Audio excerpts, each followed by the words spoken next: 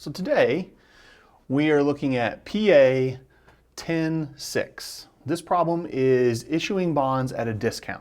The problem says January 1, 2015, Loop Raceway issued 600 bonds with a face value of $1,000 a piece.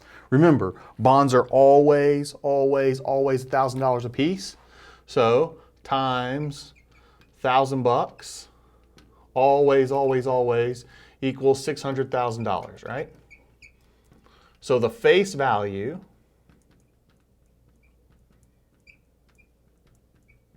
of these bonds is $600,000. All right.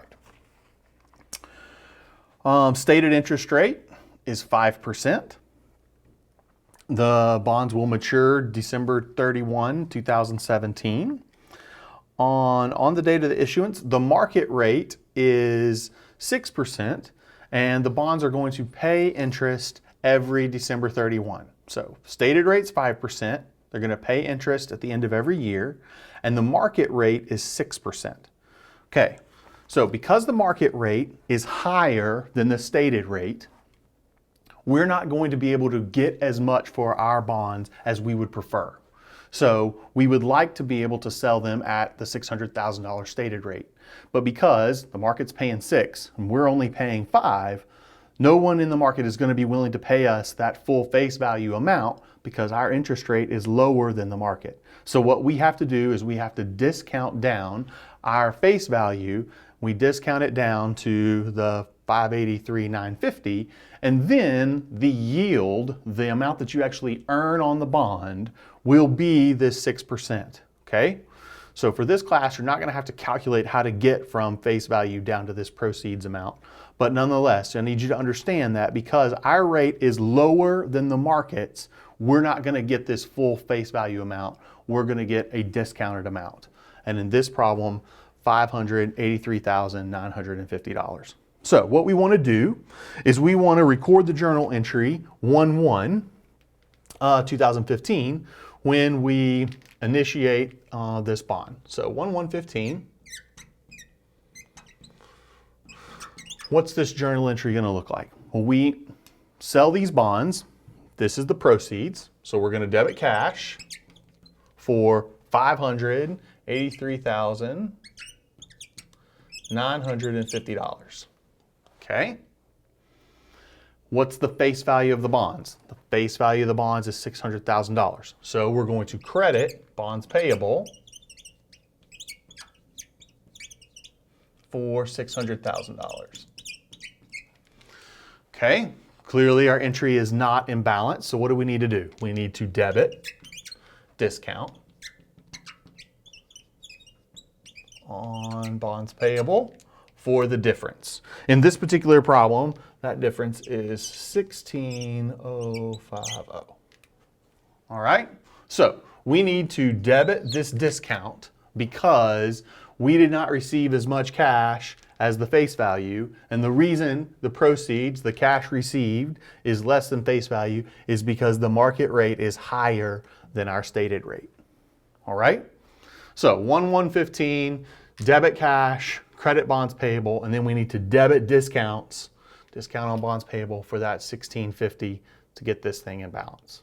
All right, the next time we need an entry, 12/31/15, debit to interest payable, interest expense.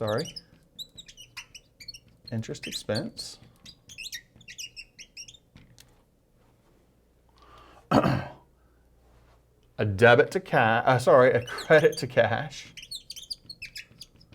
How much is this cash? So we take the face value of the bonds, $600,000, multiply that by the stated rate of 5%, and we're going to get $30,000. So $30,000 is the amount of cash we're going to pay. Credit cash for $30,000. All right. We have a debit to discounts. I need to amortize this discount out over the life of the bond. So I need to credit discounts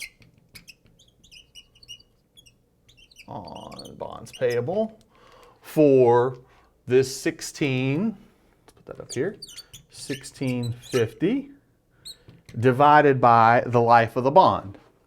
If you remember, the problem said this bond began 1/1/15 and it's going to mature, I didn't actually write that up here, but it's going to mature 12/31/17. All right, so we have all of 15, all of 16, all of 17. So we need to take this 16,000 and divide it by 3. 5,350.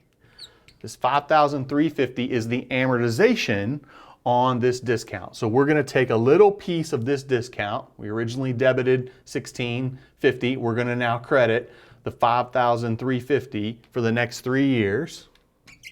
5,350 for the next 3 years, and slowly amortize this discount off. So the interest expense then needs to be 35,350. All right? If we record this entry 12/31/15, 12/31/16, and then again on the maturity date 12/31/17, remember, this is the date this thing matures, which I got right here, maturity date. Record this entry all 3 times, this discount will be totally gone, right? We'd originally set up this discount with as a debit, and then we have credited it 3 times, and so now the discount is completely gone. We've recorded interest expense for all of 15, all of 16, and all of 17. We have one more entry to make, 12/31/17. We need to pay off this bond. So we have originally set this bond up. We're going to debit bonds payable for the 600,000, and then credit cash for 600,000. That will get rid of this original bond payable that we had set up.